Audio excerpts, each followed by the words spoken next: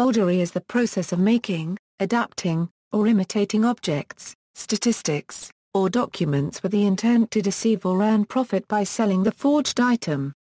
Copies, studio replicas, and reproductions are not considered forgeries, though they may later become forgeries through knowing and willful misrepresentations. Forging money or currency is more often called counterfeiting. But consumer goods may also be counterfeits if they are not manufactured or produced by the designated manufacturer or producer given on the label or flagged by the trademark symbol. When the object forged is a record or document, it is often called a false document. This usage of forgery does not derive from metalwork done at a forge, but it has a parallel history. A sense of to counterfeit is already in the Anglo-French verb forger, meaning falsify. A forgery is essentially concerned with a produced or altered object. Where the prime concern of a forgery is less focused on the object itself what it is worth or what it proves than on a tacit statement of criticism that is revealed by the reactions the object provokes in others, then the larger process is a hoax. In a hoax, a rumor or a genuine object planted in a concocted situation may substitute for a forged physical object. The similar crime of fraud is the crime of deceiving another, including through the use of objects obtained through forgery. Forgery is one of the techniques of fraud, including identity theft.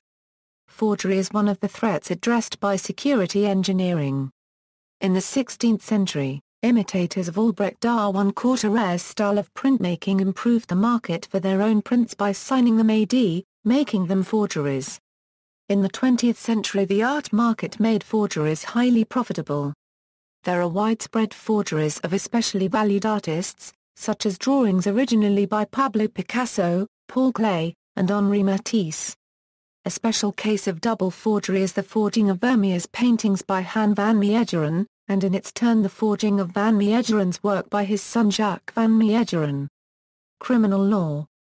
England and Wales and Northern Ireland In England and Wales and Northern Ireland, forgery is an offence under Section 1 of the Forgery and Counterfeiting Act 1981, which provides: a person is guilty of forgery if he makes a false instrument, with the intention that he or another shall use it to induce somebody to accept it as genuine, and by reason of so accepting it to do or not to do some act to his own or any other persona unregistered trademark as prejudice.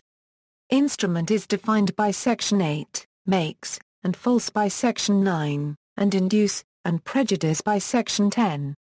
Forgery is triable either way. A person guilty of forgery is liable, on conviction on indictment, to imprisonment for a term not exceeding 10 years, or, on summary conviction, to imprisonment for a term not exceeding 6 months, or to a fine not exceeding the statutory maximum, or to both. For offences akin to forgery, see English criminal law: forgery, personation and cheating. The common law offence of forgery is abolished for all purposes not relating to offences committed before the commencement of the Forgery and Counterfeiting Act 1981. Scotland Forgery is not an offence under the law of Scotland, except in cases where statute provides otherwise. The Forgery of Foreign Bills Act 1803 was repealed in 2013. Republic of Ireland In the Republic of Ireland, forgery is an offence under Section 25(1) of the Criminal Justice Act, 2001, which provides: a person is guilty of forgery if he or she makes a false instrument with the intention that it shall be used to induce another person to accept it as genuine and, by reason of so accepting it, to do some act, or to make some omission, to the prejudice of that person or any other person. A person guilty of forgery is liable, on conviction on indictment, to imprisonment for a term not exceeding 10 years, or to a fine, or to both. Any offence at common law of forgery is abolished. The abolition of a common law offence of forgery does not affect proceedings for any such offence committed before its abolition.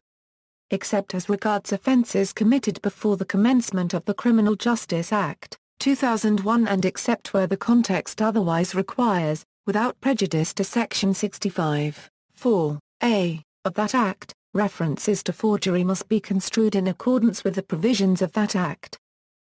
Canada Forgery is an offence under Sections 366, 367 and 368 of the Canadian Criminal Code. The offence is a hybrid offence, subject to a maximum prison sentence of, if tried summarily, 6 months, if tried on indictment, 10 years. Civil law, as to the effect, in the United Kingdom, of a forged signature on a bill of exchange, see Section 24 of the Bills of Exchange Act 1882. Documentary art. Before the invention of photography, people commonly hired painters and engravers to recreate an event or a scene. Artists had to imagine what to illustrate based on the information available to them about the subject. Some artists added elements to make the scene more exotic, while others removed elements out of modesty. In the 18th century, for example, Europeans were curious about what North America looked like and were ready to pay to see illustrations depicting this faraway place. Some of these artists produced prints depicting North America, despite many having never left Europe. In popular culture, the 1839 novel by Honoré copyright de Balzac, Pierre Grasser, concerns an artist who lives off forgeries. The Orson Welles documentary F for Fake concerns both art and literary forgery. For the movie, Welles intercut footage of Elmer DeHory, an art forger, and Clifford Irving, who wrote an authorized autobiography of Howard Hughes that had been revealed to be a hoax. While forgery is the ostensible subject of the film, it also concerns art, filmmaking, storytelling and the creative process.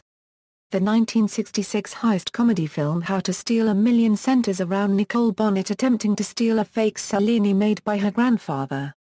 The 1972 novel by Irving Wallace, The Word concerns archaeological forgery, the finding and translation of a supposed lost gospel by James the Just, close relative of Jesus Christ, as part of a large project to be published as a new Bible that would inspire a Christian revival, but which is possibly a forged document.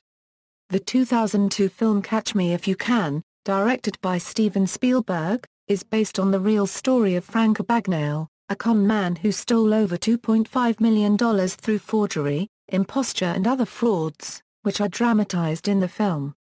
His career in crime lasted 6 years from 1963 to 1969.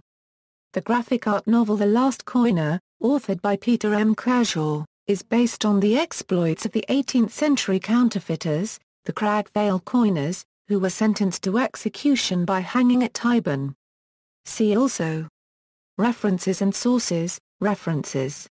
Sources: Cohon, Robert. Discovery and Deceit, Archaeology and the Forger's Craft, Kansas, Nelson Atkins Museum, 1996, Muscarella, Oscar. The Lie Became Great, The Forgery of Ancient Near Eastern Cultures, 2000, Imaginary Images in Detecting the Truth, Fakes, Forgeries and Trickery at Library and Archives Canada. External links: Bibliographies of archaeological forgeries, art forgeries etc., Museum Security Network, Sources of information on art forgery. With encyclopedic links, Fakes and Forgeries on the Trafficking Culture website, University of Glasgow.